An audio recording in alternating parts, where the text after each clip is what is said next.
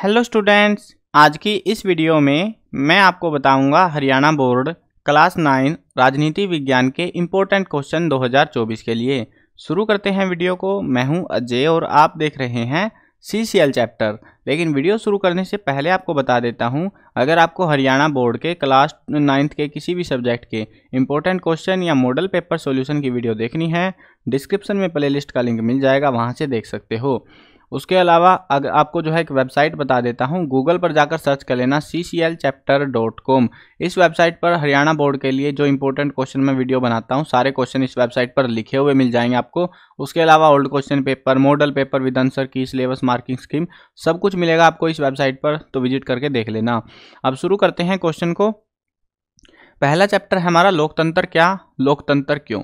इसमें जो है एक चीज़ जरूर रट के जानी है, इसमें से जो इंपॉर्टेंट टॉपिक है वो आपका लोकतंत्र को बेहतर क्यों मानते हैं, या फिर फीचर विशेषताएं बता दो। लोकतंत्र के फेवर में ही बातें होंगी, सारे क्वेश्चन उसके फेवर में ही पूछे जाते हैं। पहला क्वेश्चन देखो, हम अन्य प्रकार की सरकारों की अपेक्षा लोकतंत्र को बेहतर क्यों समझते हैं, या फिर लोकतांत्रिक शासन व्यवस्था दूसरों से बेहतर है कैसे।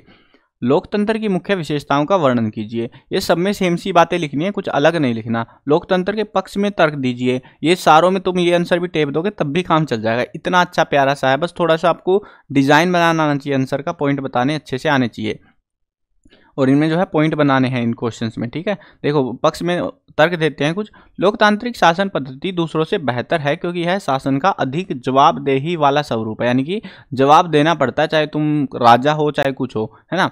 लोकतंत्र बेहतर निर्णय लेने की संभावना को बढ़ा देता है। लोकतंत्र मतभेदों और टकरावों को संभालने का तरीका उपलब्ध कराता है, यानी कि किसी के साथ भेदभाव नहीं होने देता। लोकतंत्र नागरिकों का सम्मान बढ़ाता है। लोकतंत्र के पक्ष में आखिरी तर्क यह है कि लोकतांत्रिक व्यवस्था दूसरों से बेहतर है क्योंकि इसमें हमें अपनी गलती ठीक करने का अवसर भी मिलता है।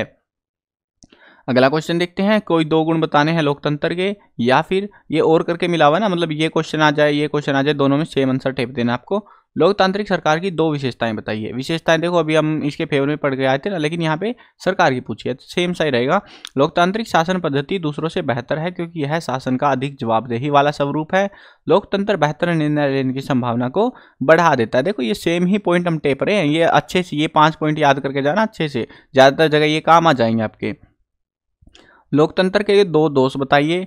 लोकतंत्र के खिलाफ दो तर्क दीजिए। राजनीतिक प्रतिस्पर्धा होने की किन्हीं दो हानियों का उल्लेख कीजिए। लोकतंत्र में नेता बदलते रहते हैं, इससे अस्थिरता पैदा होती है, यानी कि जो है ऊंच नीच हो जाती है। मतलब किसी ने फैसला लागू किया था, फिर दूसरा आया हटा दिया, तो ये चलता रहता है, तो इससे अस्थिरता पैदा होती है कहीं ना कहीं। लोकतंत्र का मतलब सिर्फ राजनीतिक लड़ाई और सत्ता का खेल है, यहाँ नैतिकता की कोई जगह नहीं होती, तो ये एक बड़ी दिक्कत है। अगला क्वेश्चन देखते हैं, जनमत संग्रह से आप क्या समझते हैं। एक प्रत्यक्ष मतदान जिसमें संपूर्ण मतदाताओं को, मतदाता यानी जो वोट देते हैं, को किसी विशेष प्रस्ताव को स्वीकार करने या अस्वीकार करने के लिए कहा जाता है।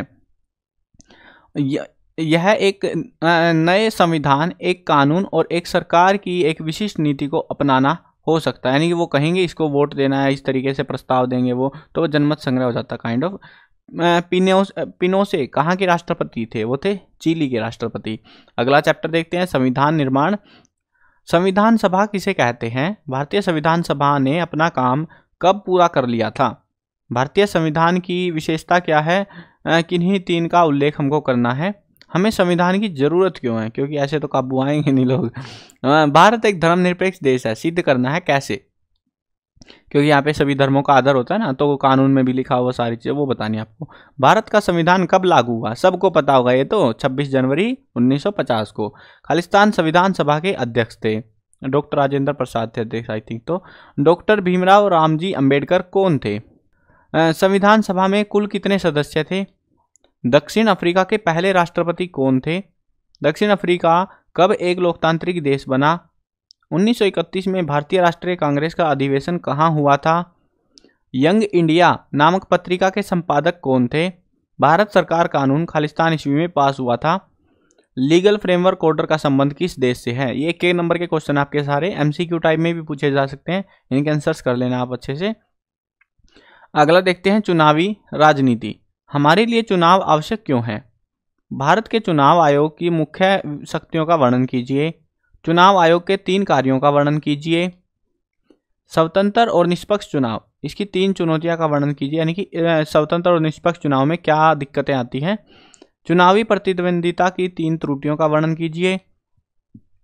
उन 2 प्रावधानों की चर्चा कीजिए जिनमें चुनाव आयोग की स्वायत्तता सिद्ध होती है।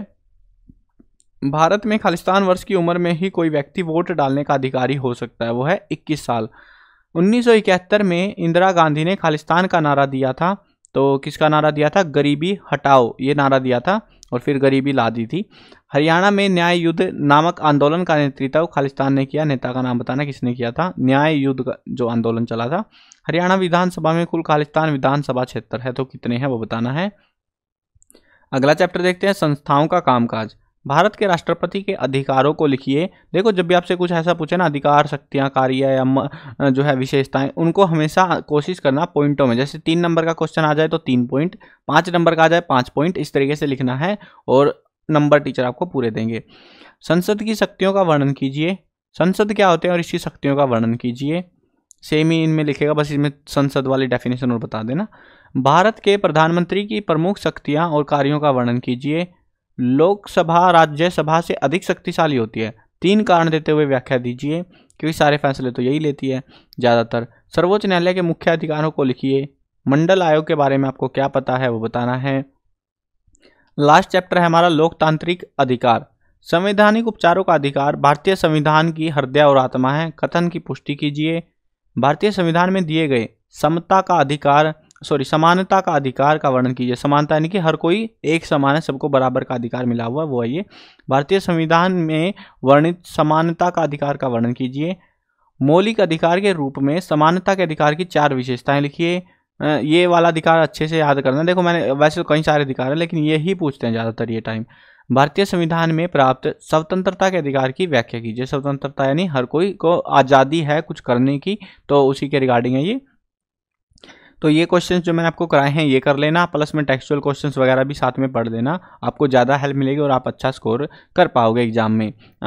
और बाकी के टॉपिक्स की अगर वीडियो देखनी है तो डिस्क्रिप्शन के प्लेलिस्ट के लिंक से आप देख सकते हो।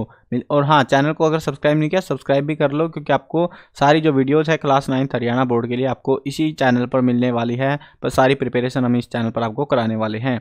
मिलते हैं नई वीडियो में, बाय बाय।